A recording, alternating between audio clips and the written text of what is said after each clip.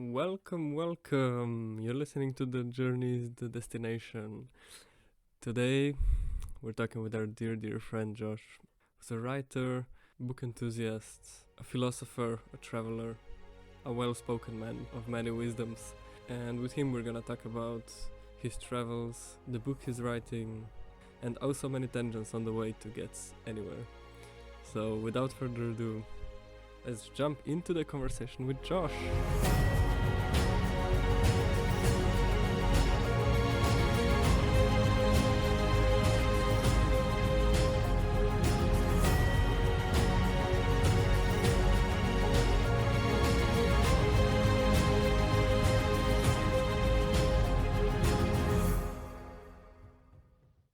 I was picking Kiwis with another Kiwi guy, but also an old Polish man. I think he was like 70 or 80, but he was a professor of philosophy. And so it was kind of like when we would do the same row as him, we would spend hours just listening to him talk, and he would just talk forever because that was his background, teaching philosophy. Amazing. Cool. It was like having a live podcast with us. Yes. Wow, such a privilege. Yeah, it was great. Cool. I don't know, feeling good. You wanna start? We're good. Yeah. Let's go. Alrighty. Josh Fyodorovich Karamazov, welcome. Thank you. Welcome, Josh. So, for beginning, can you tell us something about yourself? Just how would you describe yourself? What would you like people to know about you? I'm a curious person. I like to do things I don't initially think I'm interested in, and then discover that I'm interested in it. Yeah, I'm very open, curious. Yeah. Cool. We know you grew up on Great Barrier. Yeah. How did that, I know it's a big part of you. A lot of things you speak about stems from this. Your bringing up and growing up there. How would you say this is like a part of you? And also, how was it? I'm interested. Yeah. I know Great Barrier is maybe what Waiheke was 40 years ago. Yeah, so plenty of people say. still a lot of houses without electricity, no roads, kind of like a wild west of this area or something like that. Yeah, the last frontier. Yeah. The thing I liked probably most about it was its ruggedness. So basically the whole island has no electricity. So it's sort of self-sufficient. But also, when I was growing up, the roads had no seal on it yet, so they're all gravel and wild, and there was a certain ruggedness to it, which is characteristic of the island, which I really enjoyed. That carved a nice character in me, I think. Yeah, I would say that part of it had a profound effect on my childhood. Yeah, opened me up to the adventurous side of life. Yeah, I loved it. Really. So, how do you live without electricity? Did you have generator for electricity, or completely without, with candles, or? I don't imagine. Everyone was different. So most people had a generator, which was like a diesel generator. Well, some had solar panels as well, but mostly we had a diesel generator, and we had it functioning, say, in a 24-hour period for 8 hours. I think it was something like 4 hours in the morning and 4 hours in the evening, with a big chunk during the day without electricity, and obviously in the night while sleeping there was no electricity either. So the fridge had to be remained closed during the day, and if you wanted something, you just had to go without it, I guess, or open it really quickly. So if you wanted milk with the coffee or something, you couldn't take the milk out so arbitrarily. Yeah, it was very, very funny. Yeah, I never imagined living without electricity. I mean, of course, when you go out for a little bit, but just true life, doing everything. Can you do stuff on Great Barrier? Yeah, plenty of fishing. So okay. Plenty of diving, plenty of hiking, plenty of nature stuff. Yeah. Mostly nature stuff. Yeah. That's easy to do without electricity. Yeah. So no sailing too. So most people are course. Sailors, or they worked on the mussel barge, or they worked. Not so much agriculture, eh? The soil apparently is not very good. I don't know much about it, but I know that agriculture was kind of a failure there for the early people who arrived maybe 100 years ago or so. But it rained a lot, so what happened then was, well, if you can't go outside when it's raining, you've got to figure out something to do. And if you're living in a house with no electricity, obviously no television or internet or anything, so it's like a step back into the past, maybe 100 years. So we were playing cards or board games or amusing ourselves, fighting off the boredom, I'd say. So I had many great memories of that, but yeah, playing cards. Yeah, exactly. Going half crazy. I have maybe 2 memories of being without electricity for, I don't know, half a day maybe. Yeah. And all we did was like playing cards Yeah, and yeah, with yeah. the candles and Yeah. I don't know, make some tea. Or, I don't know. Yeah. Actually, the funny that's it. thing when we met was when you moved in our house and Kristen was not there. Yeah, And the electricity went out, and I was all like, "Oh my god, what are we gonna do?" And I was Because everything is completely electricity shocked. power. Yes, No water. I never no- lived without electricity in my entire life. And you were like, you were so chill. You were like, "Wow, this is like where I grew up, like the Barrier Island. I like it a lot." Yeah. I great. remember that day. I remember that the whole Onitangi had no electricity, but especially our place. It was like another day extra that had no electricity, just our place. Just, I'm like, yeah, It was it's really true. funny and annoying, and I remember that, yeah. And I know we were just sitting down and talking about books and philosophy, and I was having like tiny candle. Yeah. I think I burnt all the candles. I think I burnt all the candles out, or ran out of wax to burn for the candle. That was so funny. Yeah, so already then we discovered that you are crazy about books. I know when you came in with a tiny backpack of clothes and a big backpack of books. Yeah. So how is it that you're so fascinated by the books? What do you find in them? Yep. I don't necessarily like reading. I like having been read. So it's like exercise. I think I don't like exercising. It's uncomfortable, but after it, I feel more healthy. It's the same with my mind. I feel more healthy in the mind. Also, I just like I like to learn things. I'm absolutely fascinated in learning things. So I can't help myself. You can go into like tangents of reading, and you can get stuck in one area. And I was reading a lot of the Russian novels as well at the time, which you go from one to the other and learn a lot. Yes, I'm just interested, I would say. Yeah, I'm not a natural reader, so I'm very slow at reading actually. But with enough practice, I've figured out how to read hard books. Yeah, which has had a profound effect on everything. Changed my life completely, I would say. I never knew this. I never asked myself, but a couple of days ago, I just found out that you have more or less zero formal education, but at the same time, in my mind, you're the most well-read of any of the people I know on the island or ever. I just want to know, like, what's actually your education been like? Or where did you get this push and motivation and everything that you are now? Yeah, naturally, I'm interested. I'm high in trait openness. I'm very fascinated with ideas, and I like learning basically. But I haven't actually gone to university. I was homeschooled too, so I didn't go to a formal public school or anything like that. I went to correspondence school in the high school years.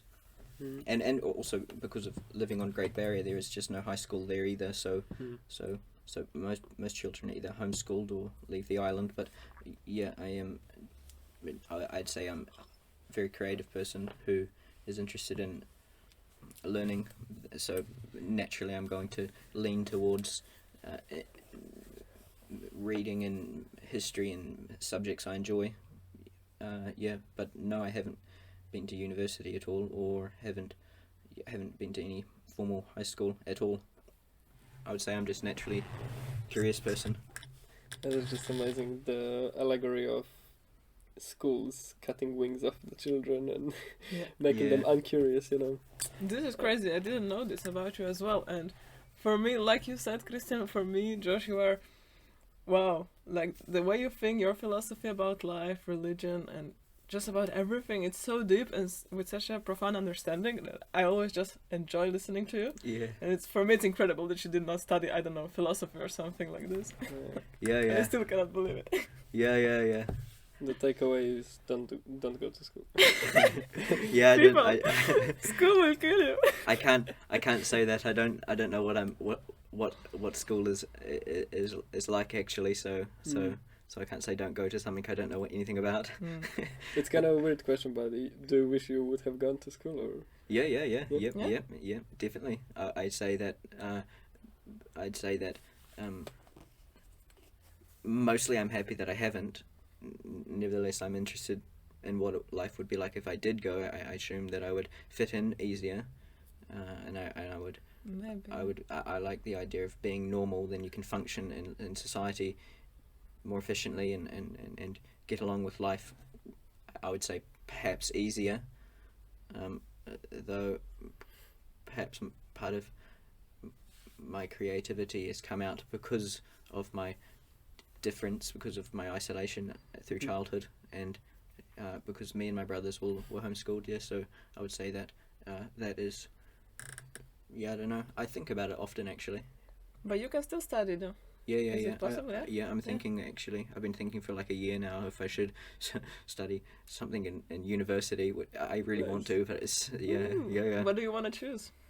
I could choose anything, but mostly I would do something in the humanities, probably. I've been thinking about literature, I also recently have been thinking about psychology as a science. Yeah. Nice. You're gonna teach those, or?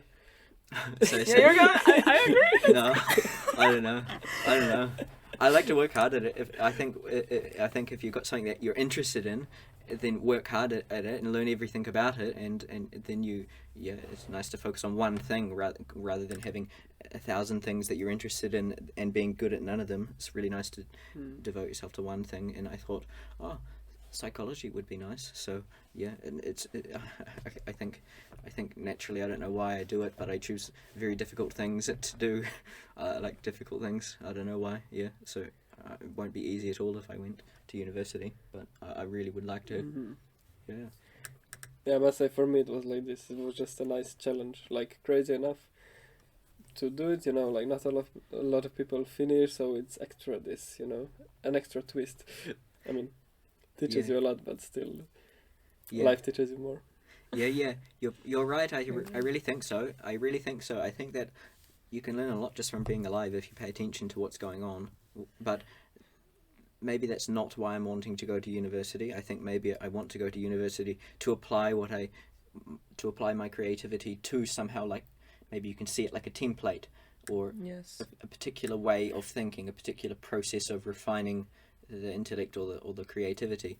And I think that that's mostly why I want to go, so I can, if I can fit into that template, I can reach more people with what I know and what I experience. It's kind of like a sculpting process, because now I'm just overwhelmed with ideas when I go out walking or swimming, and what do I do with those ideas? I think that I would really like to connect these ideas into a format that is distributable.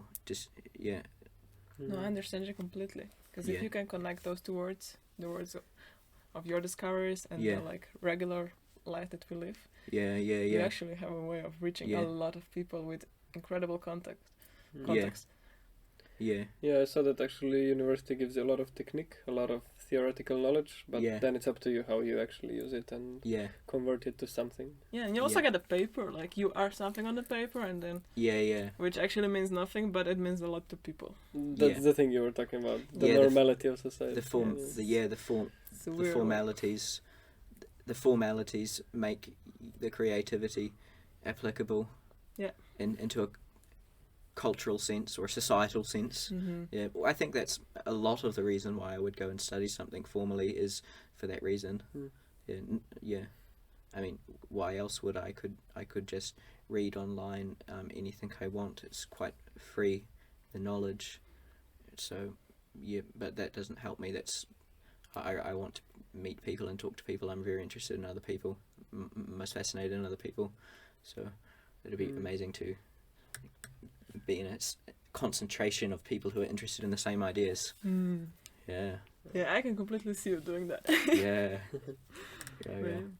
Not to say it's easy. I don't imagine it being very easy. No, I know. That's why I'm so hesitant. I was studying for 3 years, and then I went for a gap year, so now I'm still kind of on a gap year. Still between studying, and I still have the same thing that you're talking about. I feel it every day. So before, when you say it, when I was not feeling very good, it was because of that. I want to finish my studying, because then it's so easy to fit, then it's so easy to have a paper too, so easy to live. But I feel like I'm learning here so much more than I did in university. Like, every month I learn more than I learned in 3 years before, and I'm not even kidding. It's crazy. Yeah, yeah. But it's yeah. easy with university life. Is easy. Yeah, yeah. It's really quite relative too, because it depends. I always think about it like it depends how the child was raised, depending on how they are as an adult. Say, if you were raised in school, if you were raised through this, if you grew up the first, say, 20 years of your life, and then you went on to study and you did all that, then,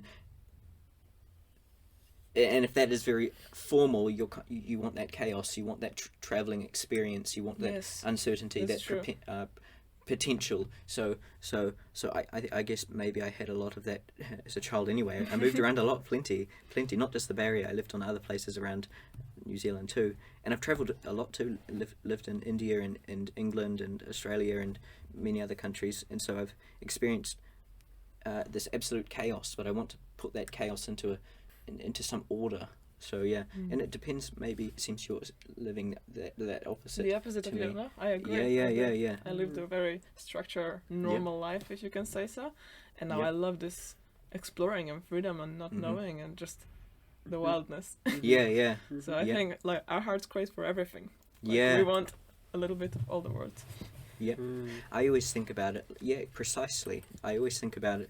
It always, the heart, or whatever we call it, the self is searching for some opposite piece to complete it as a whole. So I think that's really interesting. If we grew up quite orderly, we're going to want chaos, perhaps, to put it roughly. Or if we grew up quite chaotic, we're looking for something orderly as an adult, and vice versa. And it changes constantly. It's quite relative. And so I really, so that gives me some clarification as to why I want to do things, or how I understand other people, and why I think, you don't like studying, or you don't think that formal education is good, or you don't like society, or there's always reasons why people are having their dislikes or likes, and so I try and understand the person before make a judgment on the idea. I think that's really interesting that you having this gap year and still on a gap year. No, because it's important. I think it's giving you some sense of life, and it probably will help you understand what you've studied for much more, which is so interesting, really. Yeah, it is. It's incredible, and also it gave me this confidence in myself and self-belief, which is something that formal education never gave me. Yeah. That's really awesome, eh? Yeah, and also you can see in practice how things work. But the idea you gave, Josh, it's amazing, like how we're searching for chaos, or you go crazy at some point of your life. So if you didn't do it when you were young, sometime later it comes out, like maybe in 10 years, people just go crazy, go out partying every night, just like they have to live it through. Yeah. And I think then you have this extra layer of society as well that's kind of repressing this, because if you're too long in this system, then you don't have the confidence to get out, so to do something as dramatically as to take a gap year, or whatever it is that gives you space where you can experience this feeling or this experience that you didn't have in life, that's where you can basically truly experience it and live it out without something breaking, because then you see families broken apart, or just like they go crazy, like something is just off, they're like craving crises. For something. This as well, I was going to mention the same thing actually. I always see that, like we're searching for, the greater we are searching for our opposite, I would say, constantly through life. I don't know. I would say that maybe that's what the midlife crises are, but it's always relative to the individual. Every individual has his or her own experience of this phenomenon. I'm always interested in makes its ambience. I like that. I think we're always looking for an opposite to our life. I think that's the way the world is, and we see that way. We observe the way we live through the opposites. So you can say like the chaos and order, or night and day, or introvert, extrovert, and these two things are constantly in flux, moving, and we're constantly shifting between the two of them, I think, throughout our life, and that's a really, really, really, really cool thing to understand if we're thinking about, university or traveling, because those two things are quite different. They're both Mhm. great learning. You can learn a profound amount from each of those adventures. Yeah. Mm.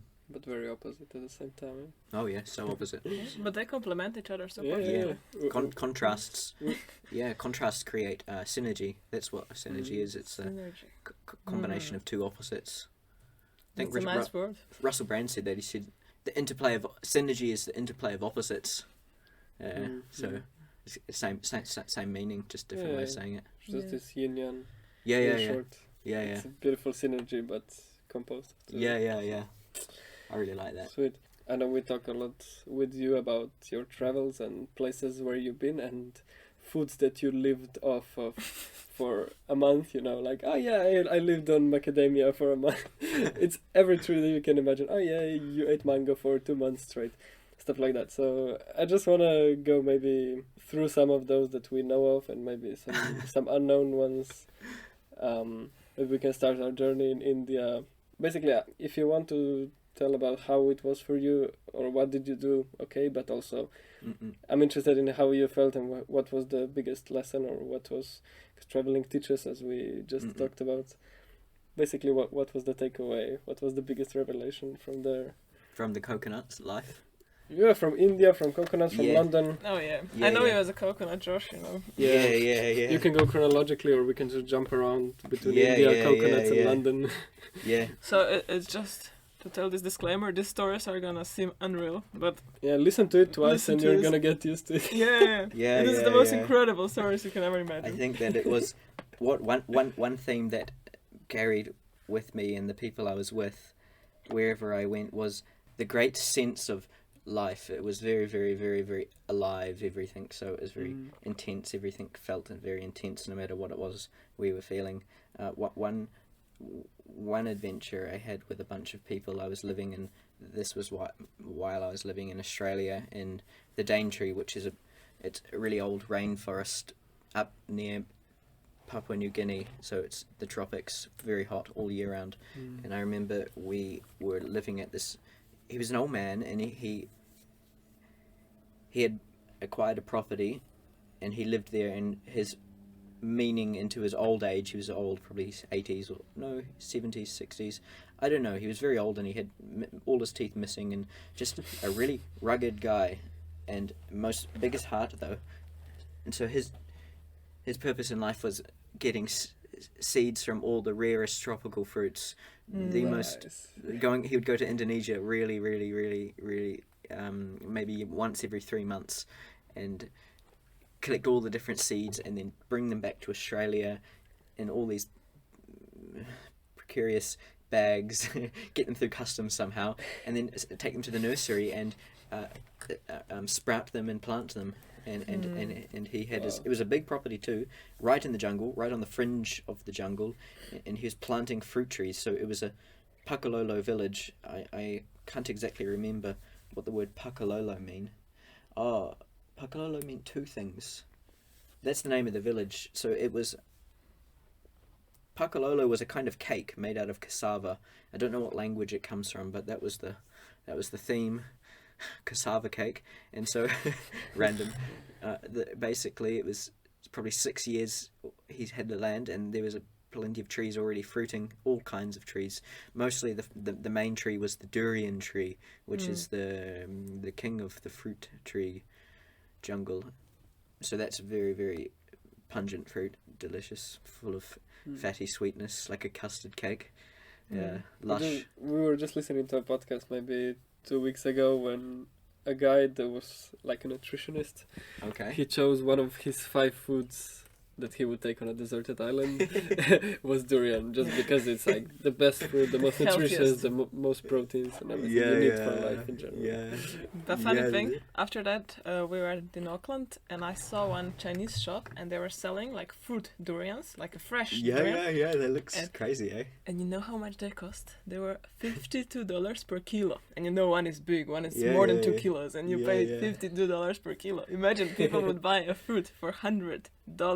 Yeah, people do. People are mad about it. It's really addictive. It's full of dopamine. I don't know the nutrition of it, but it gives you like a rush. Like you can eat like 3 or 4 segments of it, which is like a big meal. Like if you ate a whole durian to yourself, you'd be full as, but you'd be like super high, really alive. I think it's got all sorts of things in it, but it's full of fat, which is really unusual for it to be full of carbohydrates too. So it's so sweet. But yeah, people were just absolutely crazy about it. They were wild about it. And so same with this old man, and he planted something like 50 different varieties of it. All the rare varieties, I can't remember the names now, but they were really the little red ones and the really small ones, big yellow ones, all different flavors. Some are bitter, some are spicy. Some, I remember in Sumatra, it tasted almost like coffee. So I can understand why the person you mentioned would take the durian on a desert island, just for the diversity of flavor that you get from it, the diversity of everything. Yeah, so yeah, that was an amazing experience. Yeah. So what did you do there? What did we do? I spent some time up there during wet season, which is from around December probably, but till about April. That's very hot weather, and it rains a lot. So it was raining every single day, and the temperature was terrible. So probably like 30 degrees, 29 degrees at midnight. Basically, all we did was cope with that.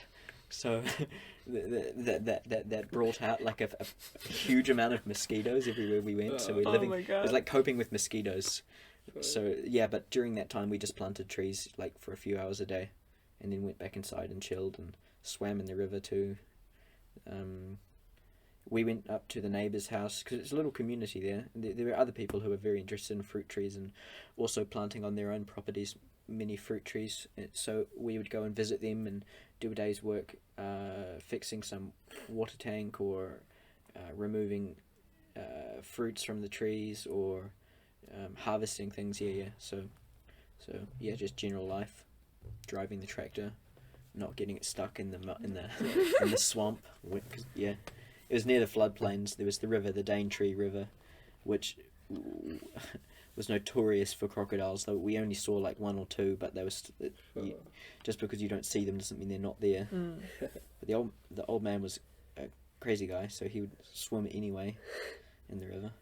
But yeah, that's what we would do. Just fix things when they broke and hang out by the fan and chill by the fire at night and feed the little animals that come close to the house.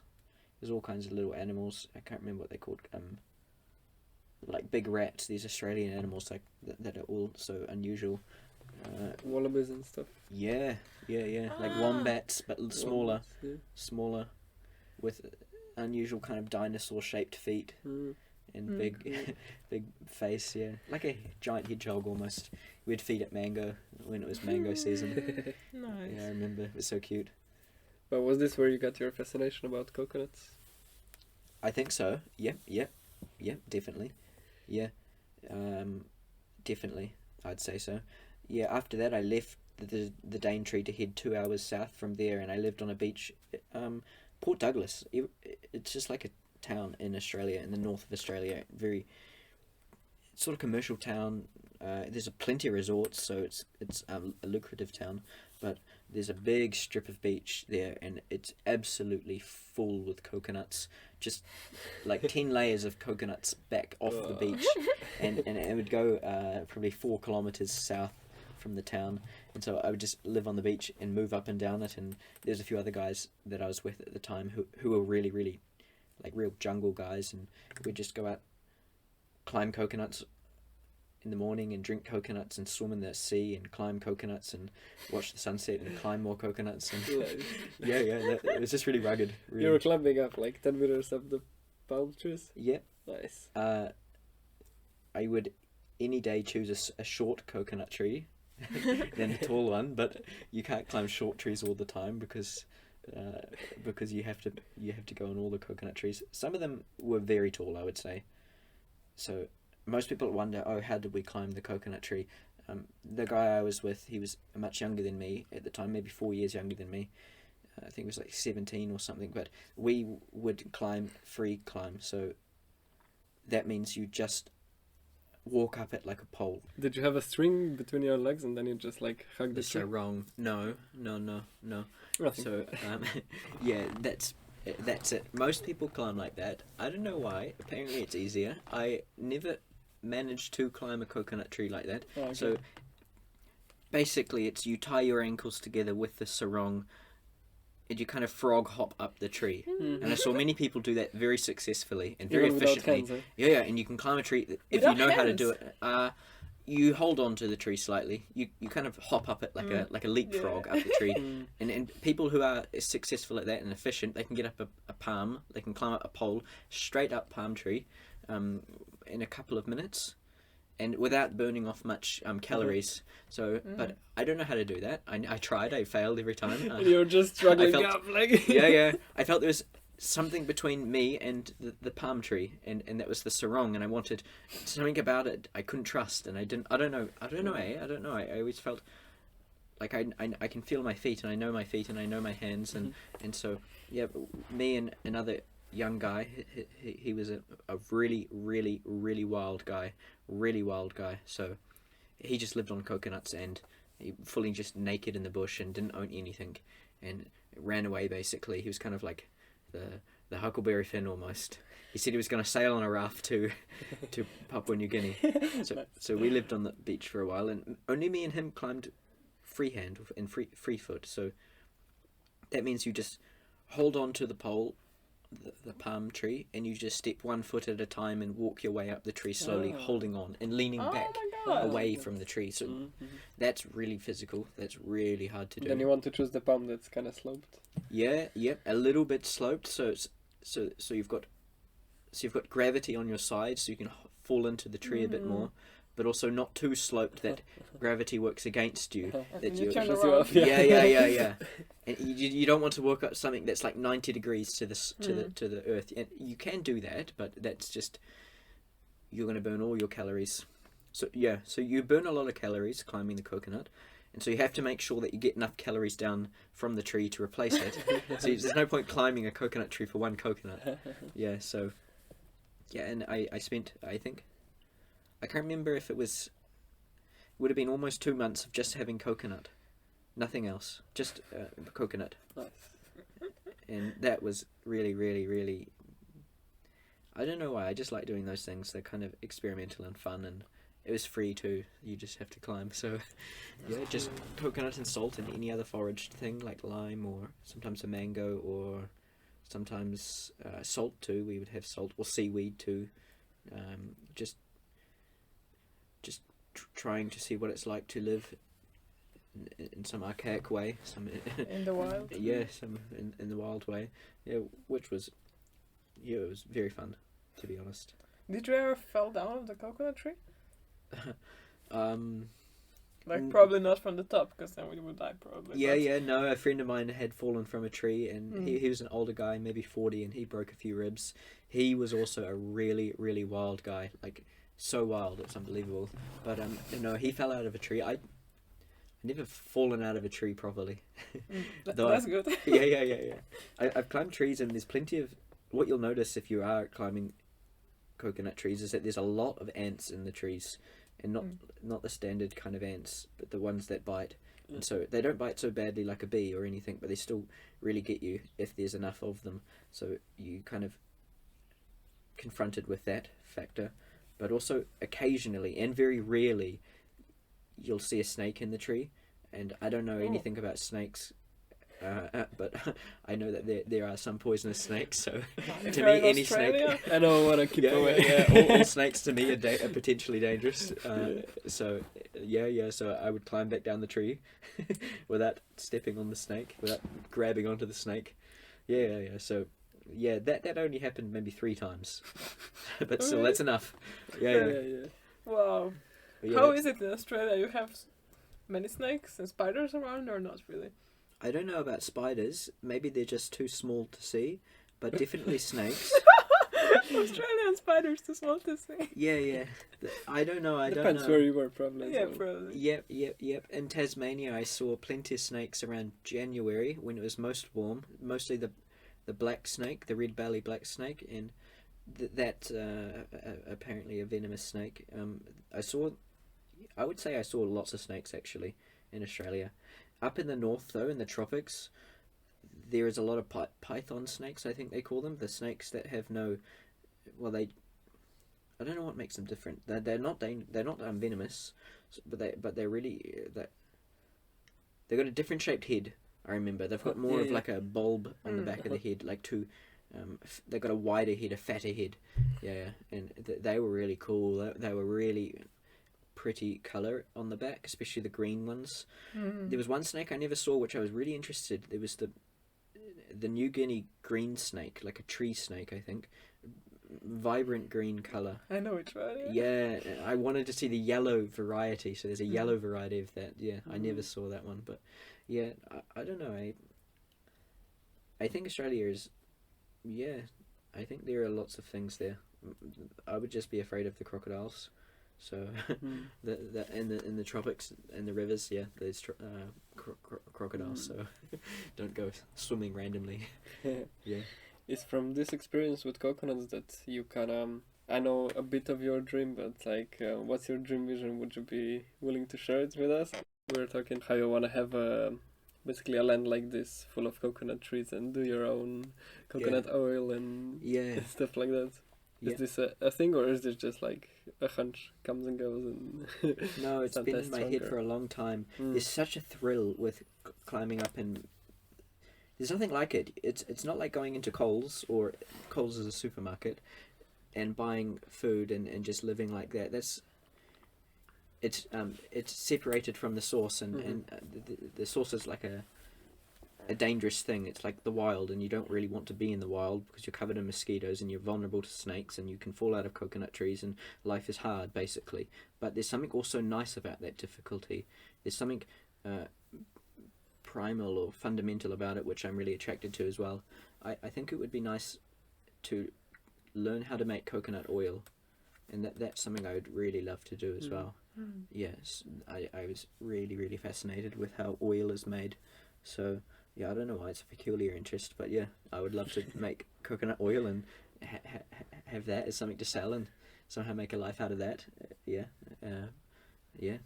But yeah, we use a lot of coconut oil. We're gonna be happy to buy from you. Oh my god, that would be amazing. Brand. Yeah. It's interesting, I've never found much use for coconut oil, to be honest, apart from the it doesn't suit my skin type or my hair or anything. I like other oils, but I just like it. It just smells nice. Yeah, it's just fun to make. So great. Just to eat it raw. Yeah. It's great in the food as well. Or in desserts. Yeah. So that'd be really cool. Coconut is great. It's a wild life to live, and it's got lots of dangers, but lots of thrills, and it's a very real life to be living. And I find that, exciting beyond belief. Yeah, there's nothing like being in the top of a coconut tree. Wow. Yeah, you're an interesting person because every time when somebody's talking about India, people are like, "Oh, India is the most incredible, like such a spiritual place. It's so great." And then when you are talking about India, you are always like, "No, India is the worst." Yeah, it's not nice there. Not nice there. But I don't take that as India definitively. I say that my time there was not nice because that was part of where I was in life. India is not something to call anything objectively. I'd say it's just a really interesting place for a Western person. It's really different. But yeah, I had a difficult time there, very difficult time there. I wasn't going there for yoga or a yoga anything. In fact, I was living there. Mostly I stayed in a small village for a long time, and I was working as a painter it was actually a palace, so we were working with a royal. They were like a royal people. I still don't understand it. I don't understand it because there's obviously this language barrier and also this culture barrier, which I still don't understand. I don't understand India at all, in the least. It was a very interesting time, and so it was kind of like stay in the hostel. Wasn't a hostel. It was a palace, basically. It was a palace, and we had servants, and I had all of them here. So, and my role, I was doing it with my partner at the time, a big mural across the whole of the palace, and so that was very creative. And obviously, if you're white in India or you're European, you're interesting because people over there, they don't see Europeans with blue eyes or fair hair at all. They only see their own kind, and so they're very interested, just as we would be interested if we saw anything different to what we know. So, and they're the most friendly people, the most open people. I've still got friends that I'm in contact with over there who are my age, young guys, really lovely people. I'd say the most challenging part for me was how noisy it was. There's no break from the noise, and that just really got to me. But I would say that it was an amazing time. I think a lot of Westerners go to India.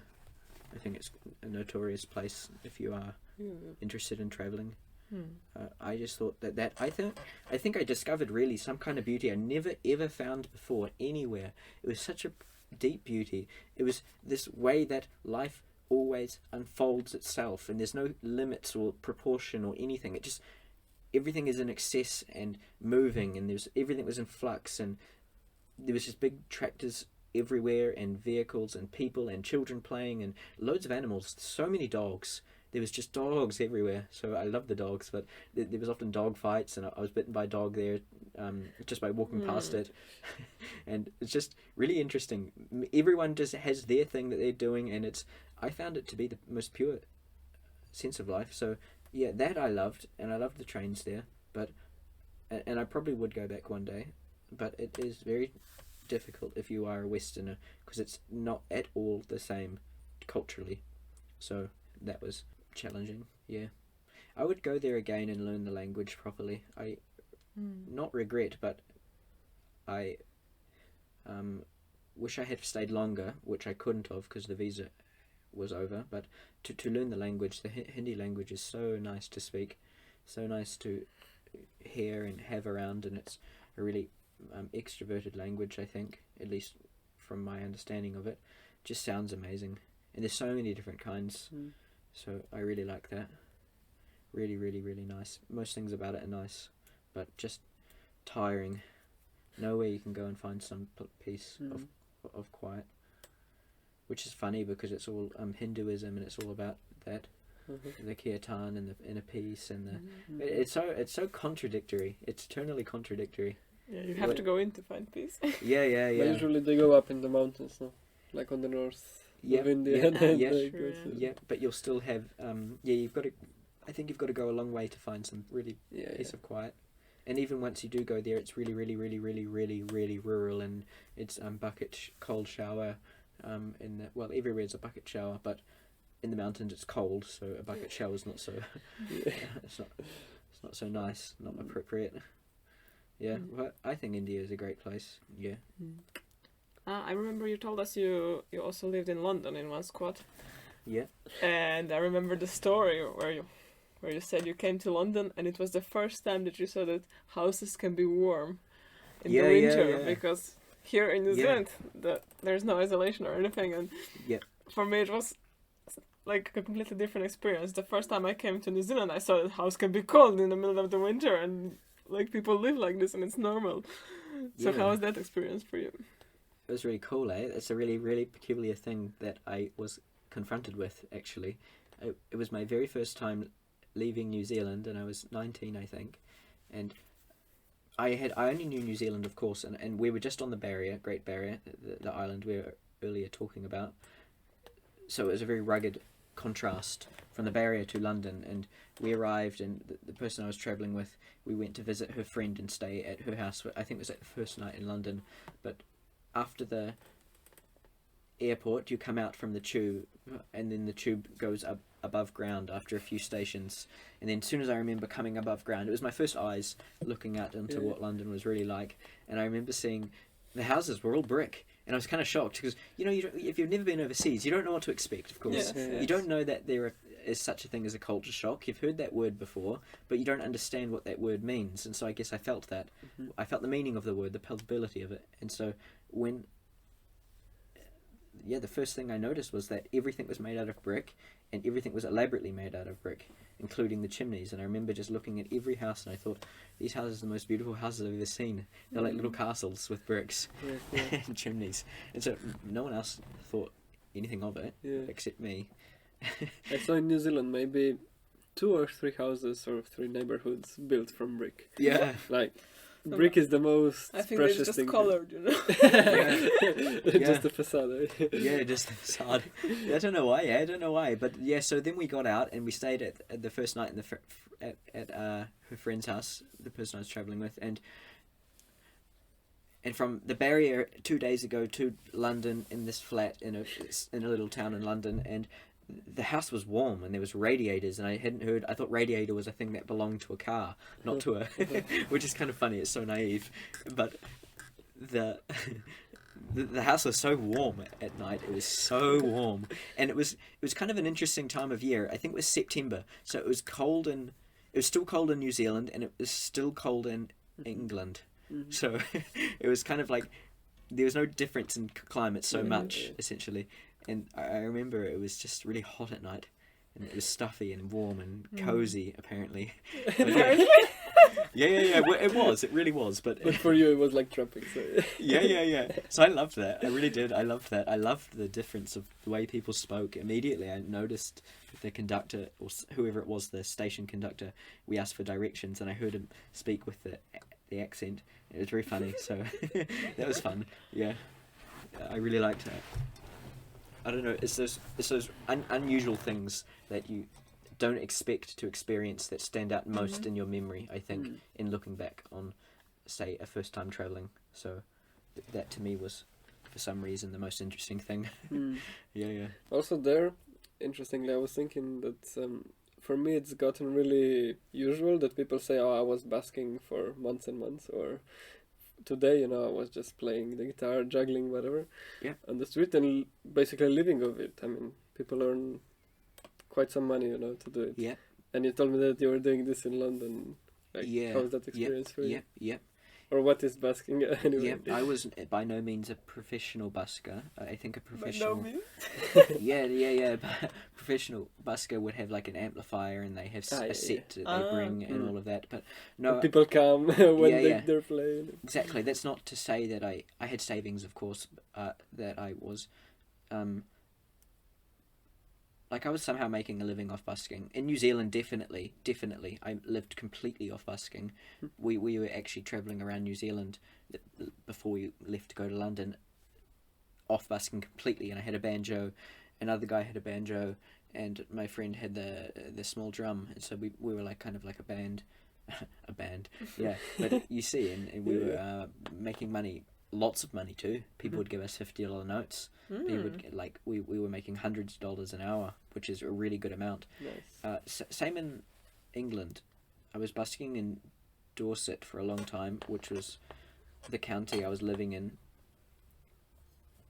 The county I was living in for a period of time over winter there, and I would go outside Morrison's, which was the supermarket, and play, and people would give me fivers and teners or the £2 coins, and I would do that for a couple of hours and make. I remember once I made £60, that's a nice amount of money, and that's good, eh? And well, what do you need? We would buy food with that, and that was very fun. Yeah, yep. So, busking is something to do. I wasn't professional. I wasn't. I would just play a few songs on the banjo and sit on a chair with the case in front of me. Yeah, I didn't have an amplifier. Though a banjo, you don't really need an amplifier because they're a loud instrument.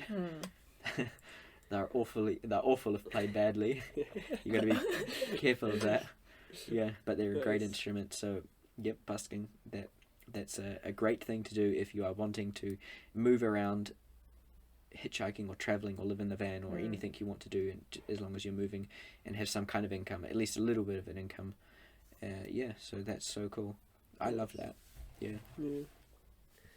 Again, amazing first part of amazing first hour of conversation. Beautiful, beautiful. We know you mostly as a person who is well traveled and well read, and also well written. Well written. So you've been working on your book for a year or two, and I'd like to know basically why do you write, what do you find fascinating about it, how you go about it, and also specifically about the book. What is writing for you in general? Yep. So we can call it my book, as in I'm the one writing it, but it's in no way about me. So indirectly it's about me, but not necessarily. So I've been working about a year and a half now on a novel. I've always been fascinated in writing, so I decided, and I've always wanted to write too, but I've always put it off and said I'll start tomorrow, or I'll start next week, or I'll start. So I thought, no, I'll just start, okay? So I did, and I started writing each episode 1 week at a time, and now a year later I've compiled basically the first draft of the novel, and basically during that year I've read plenty of classic novels, slowly of course. I'm not a fast reader, and I've really researched and looked into all the different literary styles and techniques and ways of putting words together to tell a story. And so I'm writing a novel about, it's a bunch of different people. You can say it's in one sentence. You can describe it as a coming of age story told through three very different people. So there's three main protagonists, and they all go through a little portion of their life and are confronted with a situation that they need to go through in order to grow. And so one is a father, and he has a son, and he is living his life on a small croft, it's called, but it's like a small plot of land, and they farm it and they grow things. And so he's raising his son, and he wants to raise his son as homeschooled. So that's his way of doing it, and his son is very interesting too. And so he's confronting all the difficult challenges of that, and growing up, and what it means to be a father, and all of that. And there are two other characters too. One is just working in a shop, and she is also going through her life and confronting all the difficulties of having a relationship with another man, and so that's part of her story. And the other one is someone who's ambitious, and she's a female, and also wants to go exploring life as well. And so that's basically the three stories, but they're brought together in such a way that it contrasts one another, and it really brings out the characters truly. And I don't really have an opinion or a moral or a truth that I want to say. I don't feel that that's a good way to tell a story personally. So I just say, here's three people, here's a really truthful, realistic description or portrayal of their lives. Read it. There's no hidden meanings, or there's no. It's just as accurate to real life as possible. I'm writing in the style of realism, so I'm really fascinated by the little details that fill up people's lives that are that are no different to any other day that will be forgotten. So it's kind of painfully relatable, and also I've got a really sensitive attention to detail in my writing, so I'm paying attention to everything, and that's kind of the style I'm writing. And it's so I'm really interested in the idiosyncrasies of the character and the personality, and I'm interested in character. I'm not interested in what happens to the character necessarily, or what the characters do, but why they do it. So it can be, you can therefore tell a story about anything if you know that, and that's what I'm interested in, why they live the way they live, not how they live. So I'm really interested in characters, or people basically. They're people, they're not characters. A lot of times you and I talk about Raskolnikov and Crime and Punishment. Is it something like that? It's not a lot of action, but a lot of inner drama. And Similar. I'm really inspired by Dostoevsky. He's one of my favorite writers. he wrote about really extreme things, though. I'm writing more about everyday things. Mhm. Like, he was writing about Raskolnikov, the Yeah, but it's not about the Yeah. action. It's just about what's happening. precisely, Yeah. yeah. The action happens in like the first 80 pages. Yeah. So what really happens is what goes on after that in Yeah. Crime and Punishment. Yeah, I like that. Yeah, precisely. I think I was inspired a lot by Crime and Punishment. I write in a very different style to him. He writes dialogues, and he's really dialogue driven. But yeah, I'm more interested in direct speech, the narrative. Mm. Not to say I don't write dialogue myself, but yeah, I'm very, very, very interested in the way the character responds to the action rather than the action itself. Mhm. I guess, yeah, that's how I would describe it. Yeah. Where do you get your inspiration for the book? Is it from your life, from the stories people tell you, or you make it up? I don't make up anything necessarily.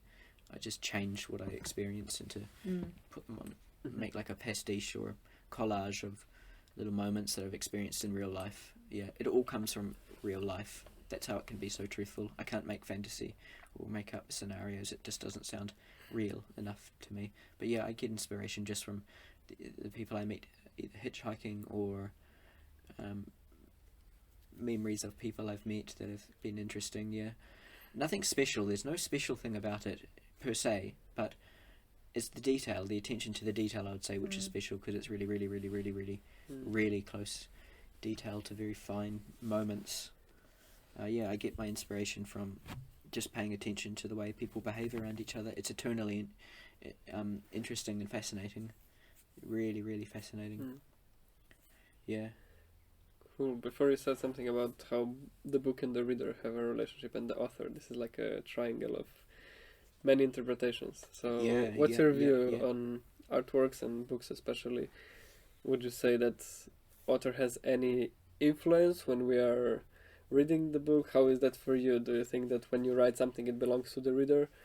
I hear it a lot said like that. Yeah, that's true. As the reader is interpreting, it's their interpretation. It's not like calling up the author and saying, "Oh, what did you mean when you wrote the curtains were blue?" It's like, no, you decide. You know, what's it making for you? So, what's your kind of view on that? Yeah, that's a really nice point, eh? I'm really aware of that. I think it was, I don't know who it was. Maybe it was James Joyce who said, "For each reader there is a different book." So to paraphrase something he possibly said, it could have been someone else. But yeah, that's true.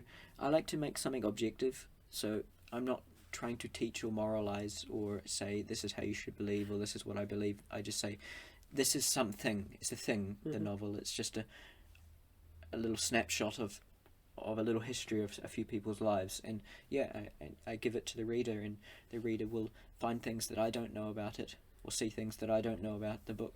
And so yeah, I'm very aware of that. I'm very fascinated by that, and I love that, and I love that about book clubs. I guess are a good way to get the most out of a book, like a group reading. Say 5 people all read the book together, and you'll all read a different book. So I think the artwork is the art is really relative. So it depends on what angle you're looking at it. So there's infinite depth with a book, I guess. Yeah.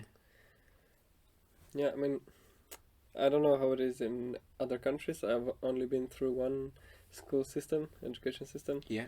And in Slovenia it was like this, that you have basically part of your language and literature education is reading books, some foreign, some Slovenian.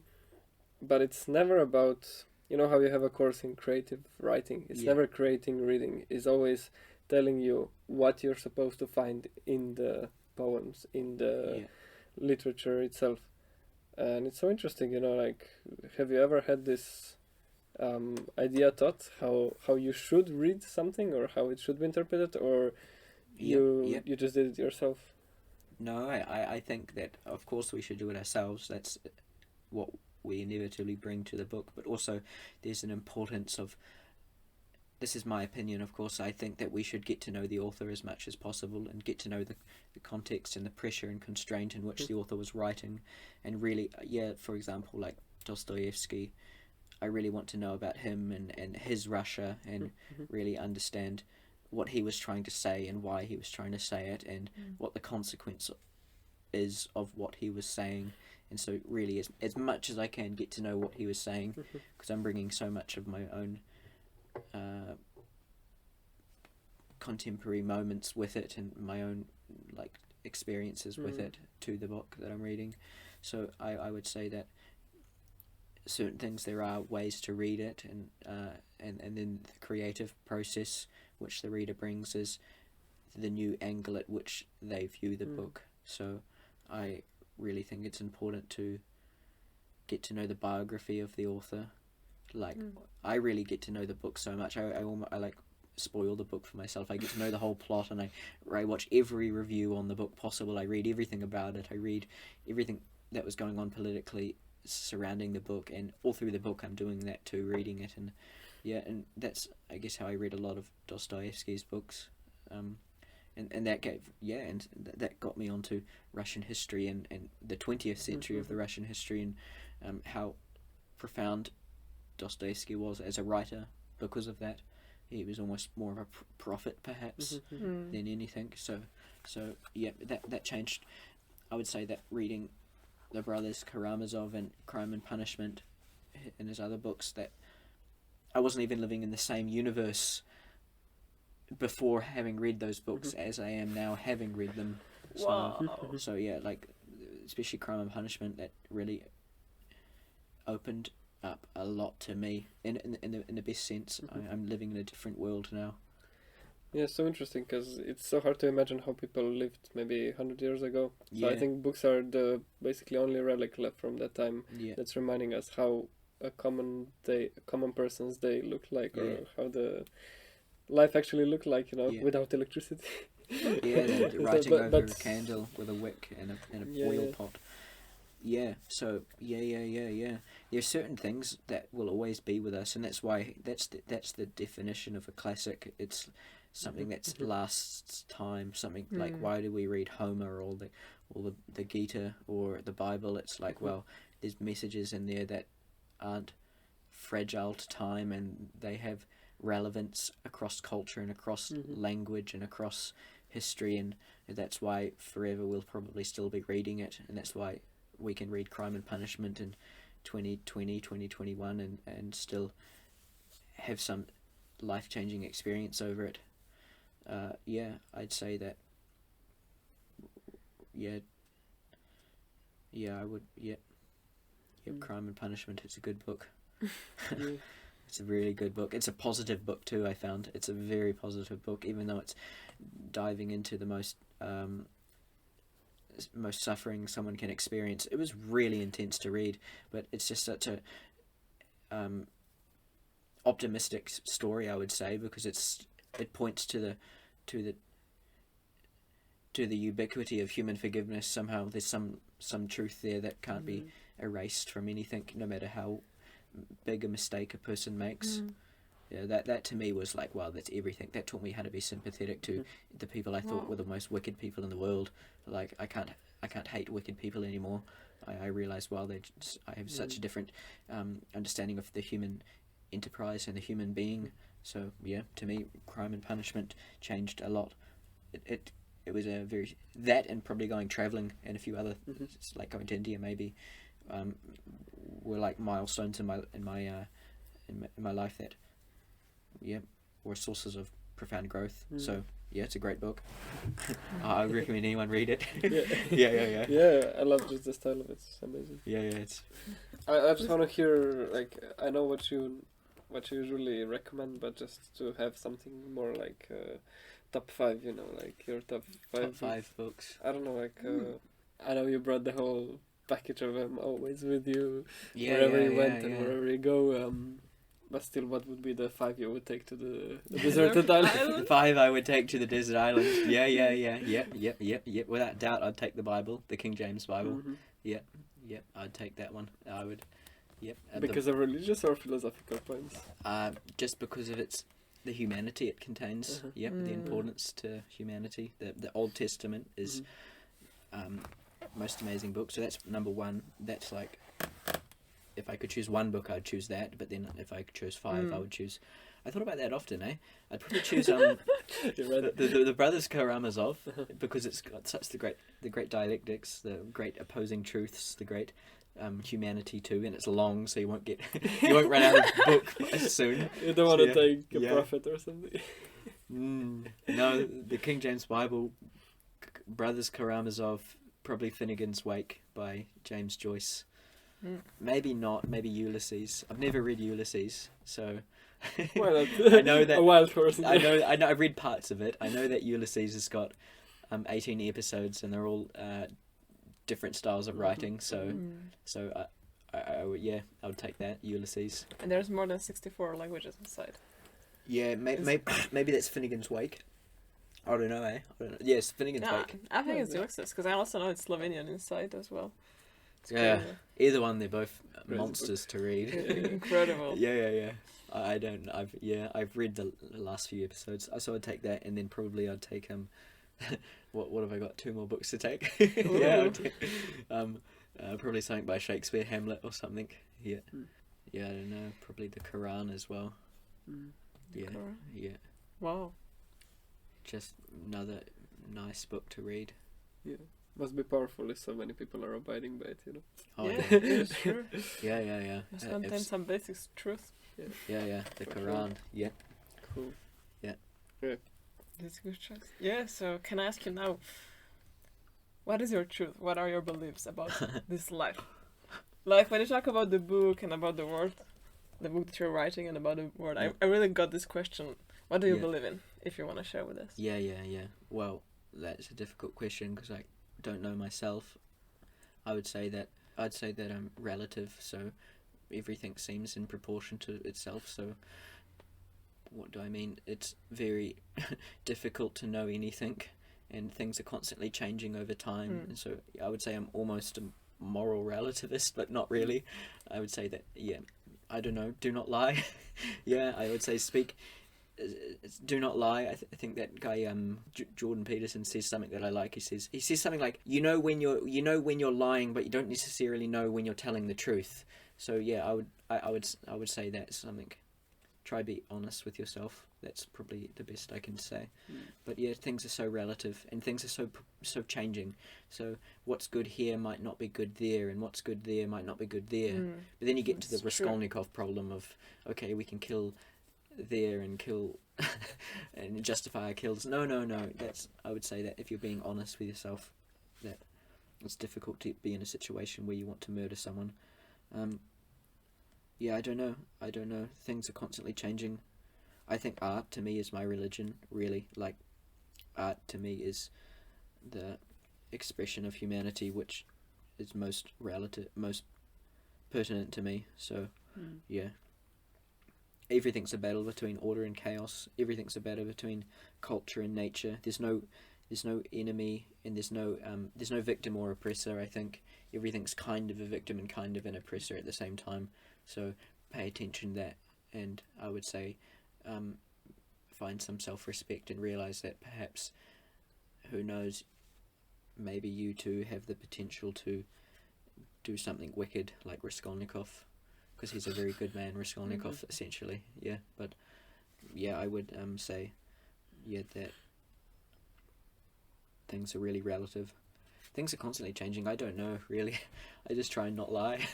Try and be honest, and not be afraid to say something that I think is true. Because if I'm not saying that, then I'm going along with something, and I could be going along with something that's very dangerous or detrimental. Like, I read this Gulag Archipelago, the Russian Stalin era, were really crazy. I think it was, Solzhenitsyn, the author of the book, he said something like, it takes one truth to destroy the big lie, or something like that, he said. And so everyone was living the lie through the communism, or whatever it was, but it took one truth to destroy it, which eventually happened. But I would say try and be truthful. So you would say that, guided by this inner force of truth, or whatever you think is true, that's where you find your God and divinity.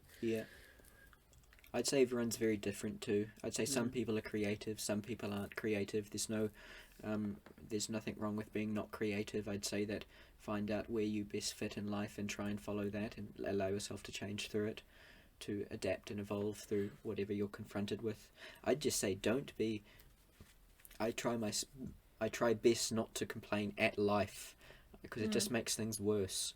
I really think that difficult situations, as difficult and tragic as they can be, the only way to deal with it is still get up in the morning and go through it.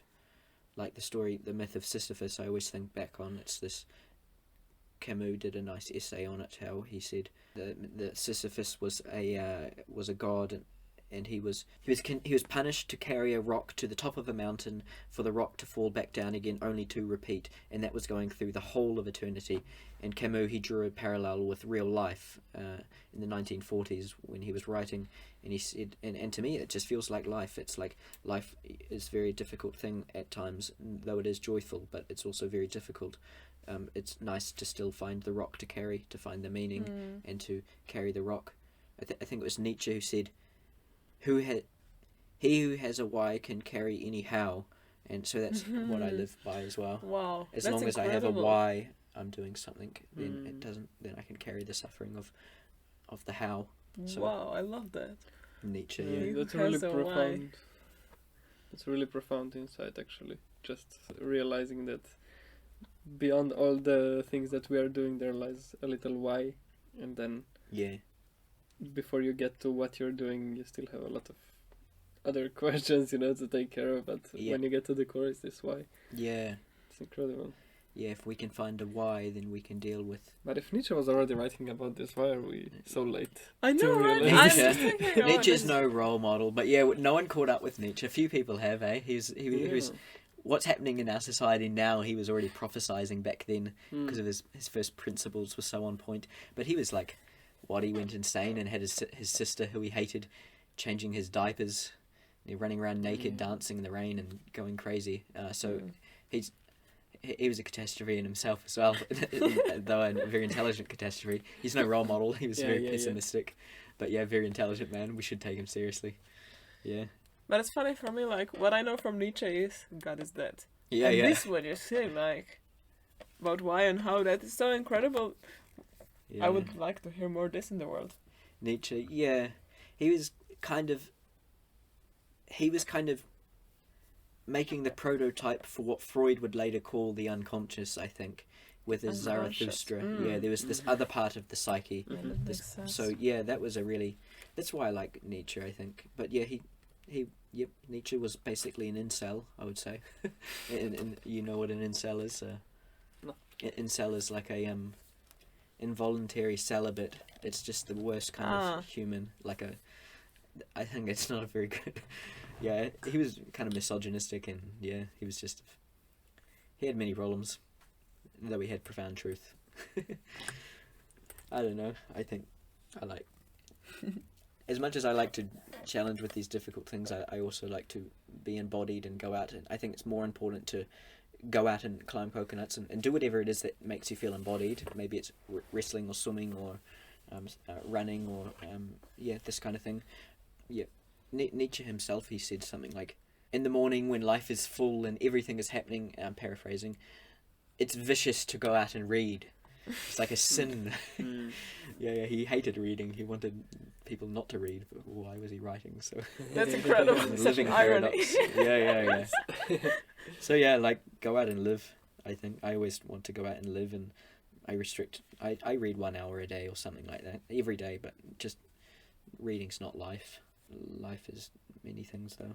I don't know any truthful things. That's amazing. Packed full of beautiful insights, Aye. Little gems you left everywhere. Yes, sure. We got for the end actually some fun questions that we ask you to answer in a short manner. So like a word, a sentence, a movement, a sound, whatever. Yeah. Maybe a movement, not really, because nobody can see a movement on podcast, but a sound would be good. Yeah. Yep. So basically, okay, so we're not gonna give away your age, but let's say before you went traveling, which advice would you give to yourself back then? Like, I have written here 5 years ago, but Yeah. As a meeting yourself on a Great Barrier setting off for London, what would you say to yourself? To spare yourself some, I don't know, dark times. Yep. Oh yeah. Don't be afraid of getting a job. I would say to myself, don't be afraid of giving up on traveling and all the potential that it holds to work in a bad job, no matter how bad, just so you can get some money and live. Yeah. Don't be afraid of working. That's a nice advice. Yeah. Interesting one. I would say that to myself back then. Yeah. Yeah. Perfect. And you see it in a lot of travelers as well. Yeah, that is true. You're giving up kind of your freedom in a sense. Mm. Like getting a job is a constraint to a lot of traveling souls, especially. I see it a lot. Yep. Don't be afraid to give up. Don't be afraid to acquire responsibility. Okay, so next question. You saw a lot of this world, and what is one thing that you would like to change in the world? If you have a power to change just one thing in everyone instantly, what would you do? Well, that's a real hard question. Immediately, I would just say, don't lie. Don't lie. And you can lie in many ways. It doesn't have to be verbal. You can lie in by going to a situation you don't like, or going to a relationship you don't like, or I don't know. Those are just quick examples. But yeah, don't lie. Probably later I'll think of a better answer. But yeah, that's probably That's incredible. To be honest with incredible yourself. advice. Yeah. Incredible thing to change.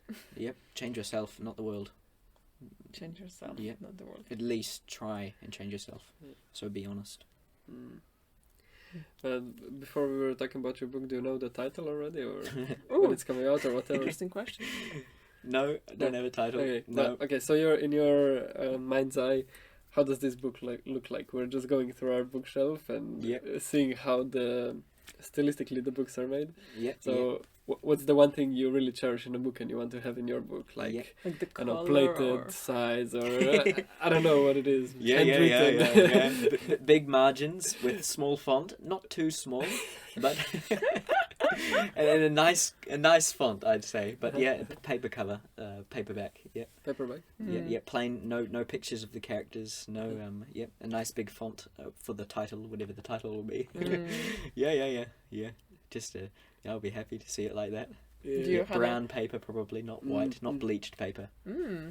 Yeah, big margins, so when people read, they can take notes in the sides. Yeah, that's your style of reading. Yep. Read with a pen. Read with a pen. Oh, that's interesting. Just for fun. Nice. Do you want to have like blue letters? I know you saw a book with blue letters. Oh, that's a blue font. No, black is nice. Yep, nice big black letters on a brown paper. Nice. With a good smell. Yep. Lots of visual dashes for the punctuation. I like the dash. Just because I would rather use dash than a semicolon. Just so it comes out on the page, looks alive. Yeah, true. Yeah, punctuation is everything. Yeah, I'd like a book like that. Nice. It's a dream. I'm keen to add it on the bookshelf. Oh yeah. Oh yeah. Soon. Yeah.